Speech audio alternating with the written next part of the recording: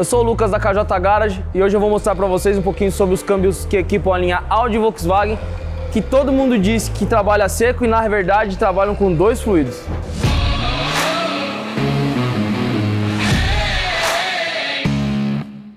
Hoje a gente vai mostrar para vocês um pouquinho sobre os DQ200, que são os câmbios que equipam a linha Audi e Volkswagen. E todo mundo sabe aí do problema que a gente teve aqui na verdade não só no Brasil, no mundo inteiro, sobre as quebras desse câmbio, né? Todo mundo condena o câmbio, fala mal pra caramba do câmbio, ele tem suas vantagens, tem suas qualidades. Realmente um câmbio que quebra bastante. Aqui no Brasil o pessoal não esperava por essa situação, demorou muito para conseguir consertar de forma com preço razoável, né? Então são carros que a galera condena, outra galera que já conhece o carro, sabe que não é um câmbio ruim, funciona muito bem, mas tem uma manutenção ainda um pouco salgada, tal, e um monte de gente que não sabe nem o que está acontecendo. Os mecânicos de teclado aí condenam, dizendo que o câmbio trabalha seco e esse é o defeito, que não tem nada a ver. Hoje eu vou mostrar um pouquinho para vocês de quais são as peças e como elas funcionam. Aqui o câmbio é um DQ200, tá? Esse câmbio aqui equipou a linha Audi, Volks, Skoda e Seat no mundo inteiro aí. Na China tem muito desses câmbios aqui, na Ásia em geral, saíram em várias situações. Para quem não sabe, só uma curiosidade, esses câmbios equipam os Golf GTI lá fora, 2.0, Passat B8, Passat B7, a linha diesel da Volks lá, Cade, Jetta, um monte de carro lá fora utiliza o DQ200. O motivo disso é porque é um câmbio extremamente eficiente. Aqui eu já fiz outros vídeos falando sobre eficiência de câmbio e a diferença que traz, né? Por que é muito eficiente? É muito leve o conjunto, é bem pequeno. As peças em tese não eram para ser caras, mas como todo câmbio no mundo tem um valor elevado em peça de manutenção. O sistema é muito simples de funcionar, tá? Se você entender a lógica desse câmbio, é um câmbio muito pequeno, tá? Olha só o tamanho, em peso, tamanho, a relação de marcha, por ter 7 marchas, fica mais fácil de ajustar, de acertar isso daí para cada carro, né? Aqui a gente tem uma diferença perceptível grande quando você anda numa 3 1.4 e numa 3 1.8, que ambas são equipadas com DQ200. E elas têm notavelmente diferença de relação de marcha. A 3 1.8 é bem mais longa, inclusive o carro é bem mais confortável de andar por isso, né? Mas a 3 1.4 tem menos potência, então ela precisa ter, o Golf 1.4 precisa ter uma relação mais curta. Como alguns já sabem, ele é um câmbio manual automatizado. Por que a gente fala que ele é manual? Porque ele realmente tem engrenagens, né? E garfos para fazer os engates. Aqui a gente consegue... Deixa eu girar ele para achar aqui. Tá vendo? Ele faz os engates e ele tem duas árvores, né? Dois eixos primários, digamos assim, que seria as marchas ímpares e as marchas pares. Faz ré, segunda, quarta e sexta num eixo, primeira, terceira, quinta e sétima no outro eixo. Os engates são feitos por aqui e basicamente esse é o câmbio. Aonde que a gente fala que o câmbio é seco? A embreagem, que é essa peça aqui, nos DQ200, usam duas embreagens, né, dupla embreagem. Ela é uma embreagem parruda, inclusive, cara também, por sinal. Aqui no Brasil ela ainda tem chegado com preço muito salgado. O pessoal tem recondicionado, não tive boa experiência com isso, ainda não indico, tá? Não conheci uma embreagem recondicionada que funciona, isso daqui na data atual, né, que você está assistindo esse vídeo, pelo amor de Deus.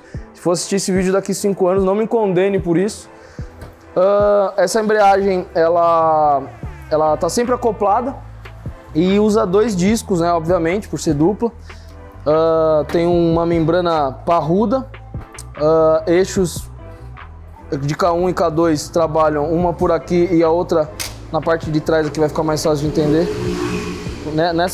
Nesse disco aqui ela é acoplada.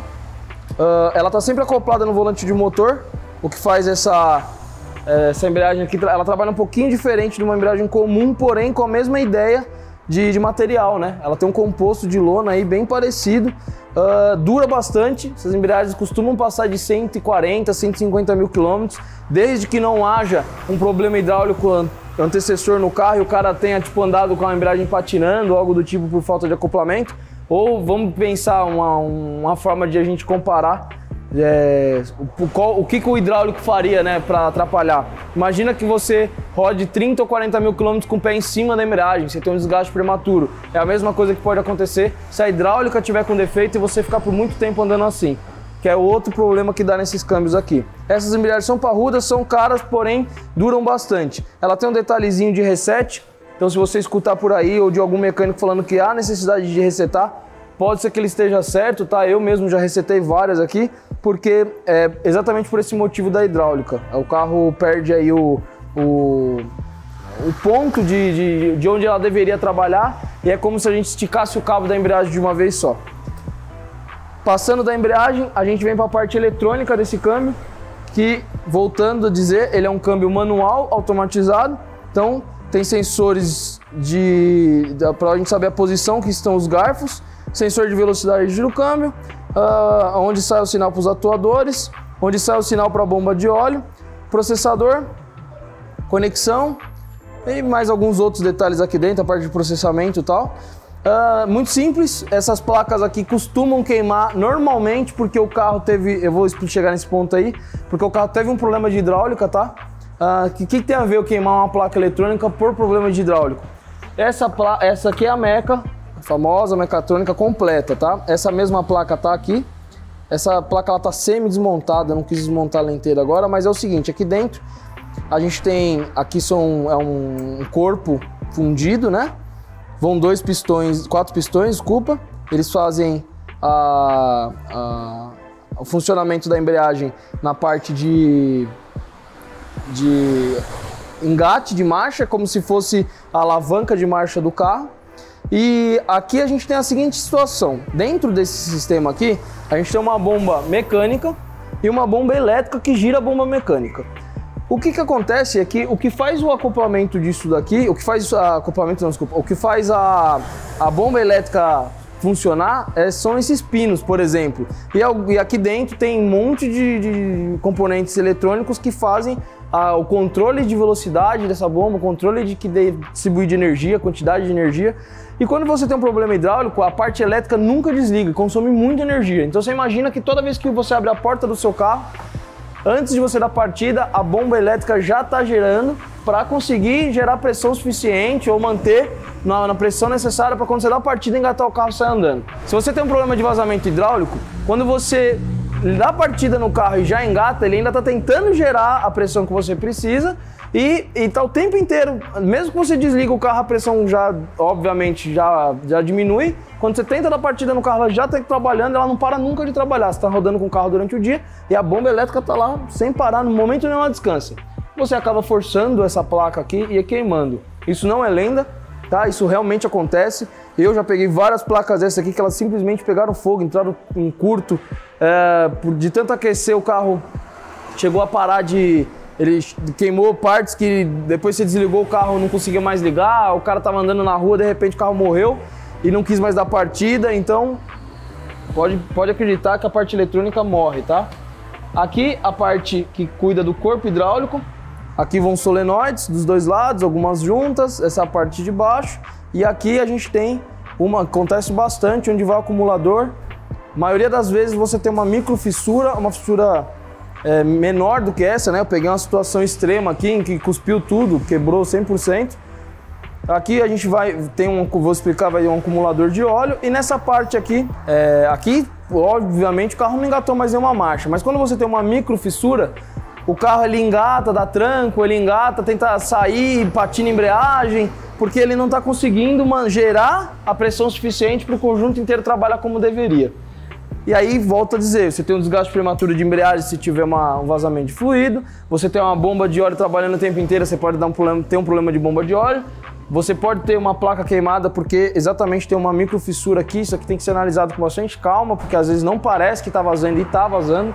Tem algumas válvulas de retenção que também dão problema aqui e tal. Como qualquer câmbio dá problema, tá? Não tá assistindo esse vídeo, se você chegou até aqui e já quer parar, não saia daqui condenando ainda isso daqui, porque isso pode dar pau em qualquer câmbio, desde um câmbio automático antigo que você fala aí, que você conhece que nunca quebrou, pode ser que não tenha quebrado com você, mas o sistema é muito parecido em todos eles, então pode ser que você tenha uma quebra disso daqui. E um acumulador de óleo, né? Esse daqui é um acumulador de pressão, desculpa. Isso daqui funciona da seguinte forma: tem uma vedação, esse daqui já deu problema, não tá vedando. Ele tem uma pressão, uma mola absurdamente forte e um gás aqui dentro, que conforme gera pressão, ele recolhe, né? A pressão fica no sistema inteiro. Ela é parafusada aqui, ó. E aí você tem, conforme o sistema gera pressão, ele retém, conforme vai caindo a pressão, ele vai apertando para que o sistema sempre mantenha. É como se fosse uma bomba, a ideia de uma bomba, né? E aí você está sempre comprimindo para a pressão ficar estabilizada. Isso daqui você poupa a bomba mecânica, a bomba elétrica, né? O motor elétrico, e manter o sistema inteiro pressurizado, para toda vez que você desligar e ligar o carro não ficar dando tentando lá, trabalhando para gerar pressão. Então ele tenta manter essa pressão para você por um tempo, né? Lógico, se o carro ficar vários dias desligado, é normal baixar a pressão e ele recolher. Mas quando você abre a porta num carro desse daí, ela já liga e volta a gerar pressão novamente, tá? Então chegamos ao ponto, se você está assistindo esse vídeo até aqui, você quer saber, e aí, trabalha a seco ou não? Não trabalha seco, trabalha molhado, digamos assim, né? Vamos lá, esse câmbio aqui ele usa um óleo de engrenagem normal, como qualquer câmbio de engrenagem, né? Que possui engrenagens. E ele possui um fluido hidráulico, é um fluido que vem aqui, que inclusive não é barato, é um fluido caro. Vão 900 ml aqui dentro, cerca de 900 ml, 850 se não me engano. Aqui dentro pode até trabalhar um pouquinho mais, um pouquinho menos, mas ele não é tão chato com o nível. Mas tem que ter esse fluido hidráulico aqui para gerar a pressão no sistema. E você precisa ter a lubrificação das engrenagens, é totalmente à parte. Existe uma junta aqui que separa esses dois, acontece de estourar alguma coisa aí com o tempo e misturar, e aí o carro acaba parando por esse motivo, mas a parte do câmbio utilizam dois óleos e não um só, ou nenhum, como um monte de gente fala. E a embreagem trabalha realmente a seco como qualquer carro manual, tá?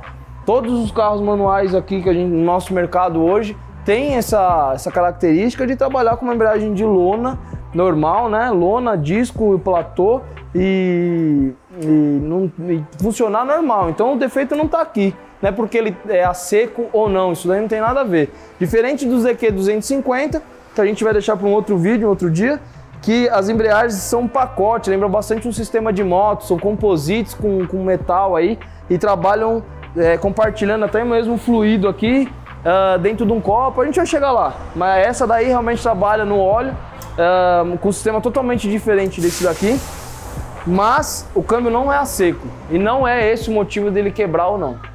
Você tem um Golf, uma Audi 1.4, 1.8, utiliza desse câmbio DQ200, está com problema nesse câmbio, está precisando de ajuda, quer fazer um tipo de reparo, manutenção, não dá muito para adivinhar aí se vai durar ou não. Se você está assistindo esse vídeo até aqui e quer me ligar para perguntar se eu consigo te dizer se vai ou não durar, é difícil te dar essa posição, mas eu faço o reparo.